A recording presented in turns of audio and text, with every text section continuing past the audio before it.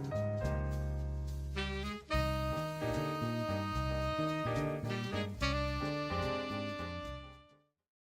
everybody, it is me, Epicurus and today we are here talking about the Rising of the Shield Hero. Okay, I've been waiting this for a while, for a long time, but it's kind of weird how the manga came out in like 2015, so I guess 4 years to get this anime to come out. But it seems really interesting, so I watched like the first 10 minutes of this episode. I haven't watched the whole entire thing yet because for some reason their series got the ReZero treatment where the first episode has to be like almost 50 minutes long, almost like an hour long. So I'm just going to review this episode in like 10-minute increments where I just review like each 10 minutes. So I really like the way that the main character looks. I think he's cool and I like it how they showed like the beginning a little bit, like the future of like the story at the beginning and they showed him in the real world. I find it really awesome or like cool how he opened up the book and then he read about the story.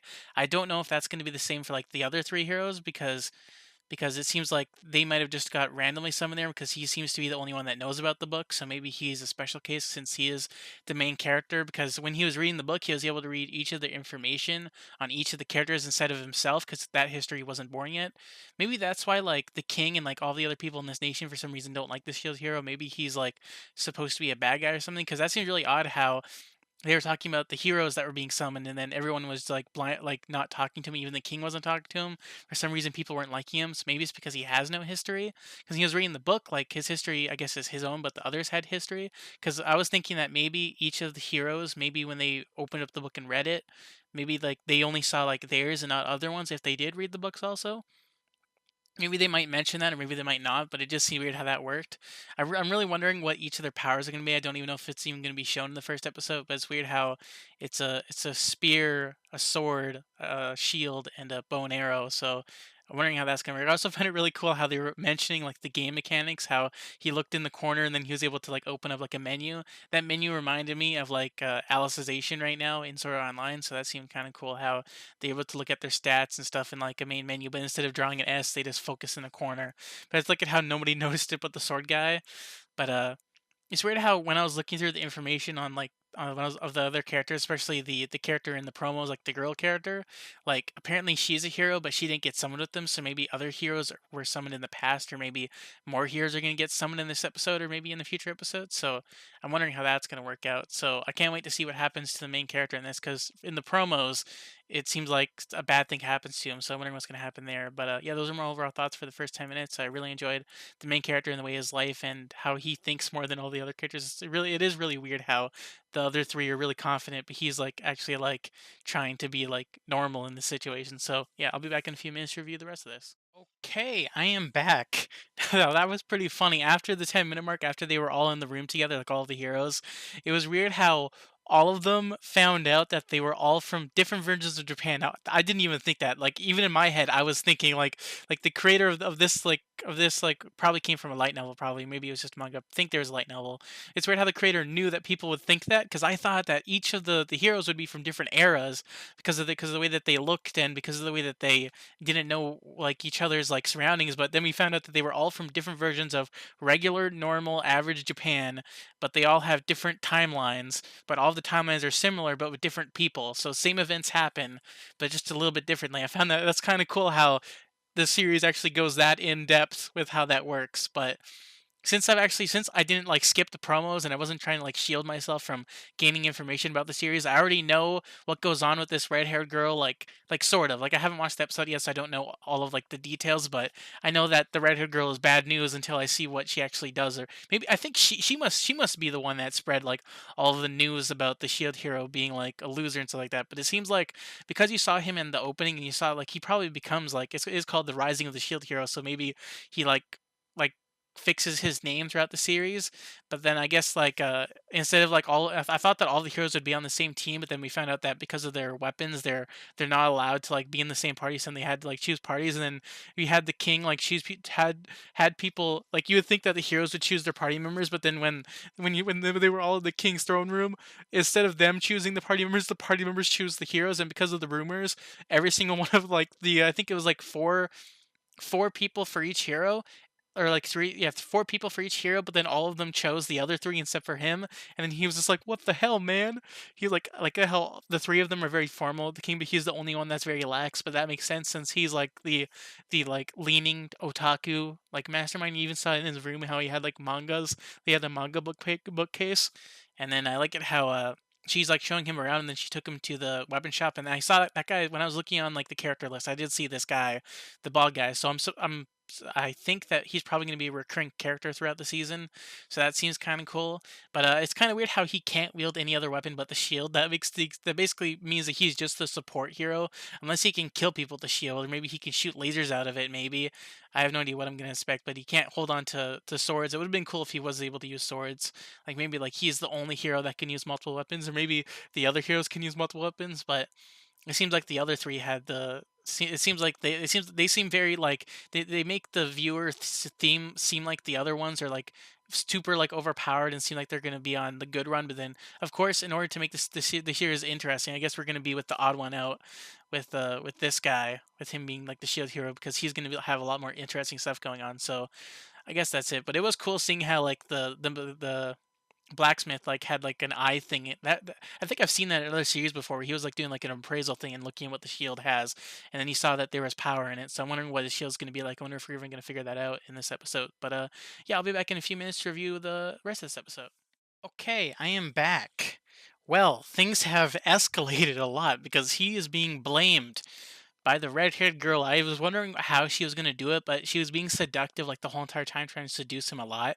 I guess she was trying to get him drunk, but then she couldn't, and then she tried to like I guess seduce him to stay, but then wasn't able to do it. When she did that, I was thinking that maybe she was like a succubus, but she seems to be a normal human, or maybe she's using her regular charms, or maybe she has powers to like seduce men. Because I have seen people with powers like that before, where they're not a succubus, but they have like a natural like sexual appeal to them that like makes men or make other girls like into them. But I guess not. Maybe she's just using her girl powers, because he also made him do that when she was when she was buying he was gonna buy armor for her, but then she just ended up getting like very top like gear.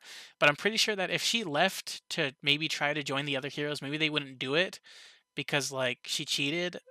Of course, because they would be on his side because they're like from Japan too. So if he told them the truth about her, so maybe she.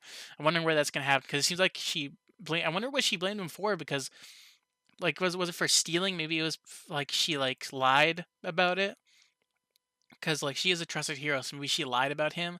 But he is like reduced, like he does have a reduction to like enemies, because when he was out on the field with her fighting against balloons, that was really weird. How the lowest enemy in this video game is balloons. I've never seen that before. That would be pretty easy to like develop if game developers made the lowest monster freaking balloons, and the balloons were biting him like Pac-Man things. And then like he noticed that with his powers, the shield like also shields his body and not just his arm. So I'm assuming that that if they were to execute him, because based on this is probably like this is like a medieval fantasy world. So if they were to execute him, it probably wouldn't work, because his shield probably protects his whole entire body and even his neck and his head. So, or maybe like I wonder if a high level weapon could hurt him. That would be weird. But you did see how when he finally defeated like the monsters, he was just using his fist and using the shield. Like I was thinking that he was just gonna hit them with the shield and he would like one hit them, but instead he was punching them and it looked really weird. But then you see like the sword hero come out of nowhere, like fighting in the same area, just slashing them like really easily and really quickly. And then I'm just like, of course that's gonna look cool to the viewers. Like you see like this cool guy right there. Also, one of the heroes sound like another hero from like another series. Like even like I wonder, did the Shield Hero sound like the guy from the Bunny Senpai, Rascal's Bunny Senpai? Or maybe I'm mistaking his voice. He might be voiced by a different person, but his voice sort of sounds like that. Maybe I'm just hearing it wrong. Maybe it's because they're both their voices sound similar, or maybe I'm right. Tell me. But I think that's all that happened so far. But I really enjoyed the part where he was trying to haggle with the blacksmith guy. I'm going to assume that he might show up in future episodes, but he seems like a pretty cool and chill dude. So yeah, I'm really wondering what's going to happen to him. But I have no idea how many episodes the series is going to have. I hope that it has more than 12, because based on the way that this series like is turning out to be, I hope that it ends up being 24 episodes like ReZero. But right now on my anime list, it just shows a question mark. So yeah, those are all our thoughts for now. So I'm wondering what's going to happen to him with the king. So yeah, I'll be back in a few minutes to review the rest of this. Okay, I am back. So I'm only at 37 minutes in this episode. I watched from 29 minutes to 37 minutes, and just wow. That was amazing. Like seeing like his struggle and seeing like him just trying to do that and seeing him like coming to like all these accusations because of what she did to him. Like even people in the comment section of this video just calling him like bitch girl, like bitch son, bitch Chan. Like wow, like she literally is. She's just like literally a mean girl that was trying to just get a rise out of him and stuff like that. And like he even thought that the other heroes were like working with her, which I don't think is happening whatsoever. There's also a secret girl towards like the ending before he left. You saw like a secret girl hidden in the shadows. It's either she's a good person or a bad person, but I'm wondering what she's gonna be like. She might show up before the episode ends, or maybe she might not. I think that was a girl. Maybe it could have been a dude, but it was like I almost thought that he was gonna ask them to kill him or like get sent away. But then we found out that the only way for any of them to get sent home is if they all die, which is really weird. Like all of them would have to die in order to get sent home. I wonder if they do die if they got sent home. But it is weird how that works. But it was also cool seeing how when he got like really mad, he like shot out like a really like shield wave out of him, which seems to be like it seems to be an ability. Like I almost thought that he was gonna like wreck shit, but you saw him like I really like his face and stuff like that. You saw him like coming to the realization, then him like becoming a different person. Like you even saw how when he like all of them are accusing him, which is really a bad situation. I really hate such situations like that. People like put the blame on you, even though that you're telling the truth. That happens a lot, man. But it was cool seeing him go through that, and I'm wondering how he's gonna like mold through that because it seems like he's gonna go solo until someone saves him, or maybe maybe people are just gonna join him maybe soon. I wonder how many people are gonna join him. It's gonna be cool seeing people try to join him when all he wants to do is be a solo, or maybe like him being solo is gonna not it's probably not even gonna last that long. But it is really bad when stuff like this happens. I would want him to be solo for like a long time or be stubborn about it for like a few episodes. But I hope that it's probably only going to be until the ending of the episode, which would suck. But it is cool how when he left, everyone you saw like, a whole bunch of civilians running away from him and stuff like that because he decided to just go on his own and just leave. And then they even tried to like imprison him, but or like like he was alluding to it, but nothing really happened. But then you saw how he just left. You saw that the spear hero tried to stop him, but then he ended up going anyways. You would think that if someone like denies it, and denies it, and just keeps on denying it, like you would think that after a while, you would think that they were telling the truth. But I guess even like criminals do that too, so it's really sucky. But you would think that if someone was overreacting that much, like it's either they're a really good actor or they're telling the truth that someone overreacted that much. So civilians were running away from him, and then he got away. But then you saw that the blacksmith was also thought that the rumors were true with the girl. Man, like her saying that he raped him, like man, and knowing that it's really weird how in this fantasy world rape isn't allowed, even though that I guess maybe slaves aren't allowed either, or maybe just in that one kingdom because this is like a medieval world, so I guess it is different from any game that he played, which is weird. I wonder what his game and his worlds are like. Is it like it seems to be like really different from anybody else's? So I wonder how that's gonna work. Maybe everything is new to him in this world. Maybe the games in his world are like really weird. But you saw how the blacksmith tried to punch him, and then the blacksmith like saw the look in his eyes and saw that he got accused. Like didn't even show any words. He just knew. He just knew that this guy was just. He just knew that the Shield Hero was just pissed off and stuff like that. I really like his name Nafumi. I'm not saying his name. I'm just calling him Shield Hero too. So I guess I'm not showing him as much respect as the girl. But then he saw that he gave him like a hoodie like thing, like a cape. I thought that it came with the hood, but I guess not. And then he just left on his journey, and then a whole bunch of those Pac-Man things were biting him, and then he ripped them off and was punching them like crazy because he's frustrated, even though he can't do anything. So, yeah, those are all thoughts right now. But there's still about 37 minutes to about 45 minutes left, and I have to watch that. So yeah, I'll be back in a few minutes to review the rest of this.